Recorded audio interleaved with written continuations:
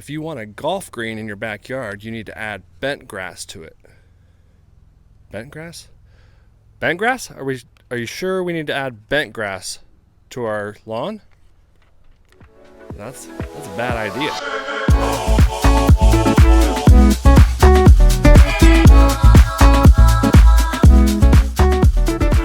Okay, what's up everybody? You heard me right. I'm adding bent grass to my backyard. Recently just got into golf, joined Deer Park's men's club up there, so I play every Tuesday. I'm not a good golfer. This guy sucks.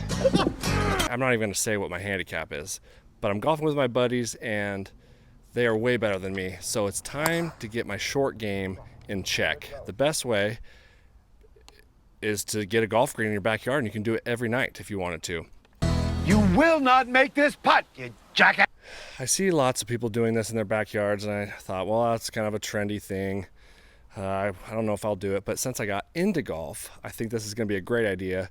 Kids can use it. They'll be out here putting, try and get them a college scholarship because I don't have the money. To be another way to get the $50,000. I'm adding bent grass to my lawn, and I know that's a no-no. I know we try and get rid of bent grass using tenacity, right? I've done that since I moved into this place. But I'm adding it to here, and in theory, I should be able to prevent it from seeping out into the 365 by applying tenacity around the green. In theory, that should work. Once I got my Kentucky bluegrass down to that 1/4 inch, I knew what I was working with. I did not kill it off because, in theory, the bent grass will overtake the Kentucky bluegrass, and then eventually the Kentucky bluegrass will just get choked out. Bent grass will remain. That's my thought. I didn't want to do the whole roundup and then glyphosate and wait 14 days. I just wanted to do it. Dethatched, scarified, and then aerated it a couple times. Let it grow back, then I scalped it down again, did it again, then I seeded. Once I seeded, then I used a Lane Mountain sand that has USGA approved top dressing sand. I used that to level it out. And that's going to be important for this process for a putting green, is to have as smooth of a green as possible. The sand will be a 2-3 times a year probably thing that I will be doing. The Lane Mountain sand that I used is a 70 grit sand. It's like powder. I was able to throw it out and it just almost disappeared.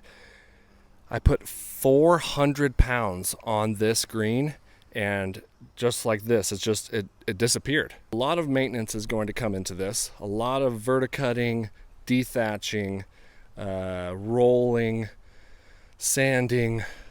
That's not even mentioning that I'm gonna have to mow this thing like twice a day and then to keep up on it with once a day. But I've got the products, I've got the things that I can use. So I'm just gonna do it. Grip it and rip it. Let the big dog eat. I'm trying to think of more golf puns. It's all it is. This is gonna work. By October is my goal that I'll be putting on this thing. It's been a week since I seeded it. It takes about 2 weeks to germinate. This is just the Kentucky bluegrass popping back up after I cut it down to a 1/4 inch. That will go away eventually, is my thought, and we're gonna have a putting green. So stick around. This thing's gonna be awesome. I'm gonna be putting by October, and I'll give you guys an update here in about a month when the bent grass starts coming in and I can start putting or something. So thanks for watching. See you in the next one, or I'll see you on another time.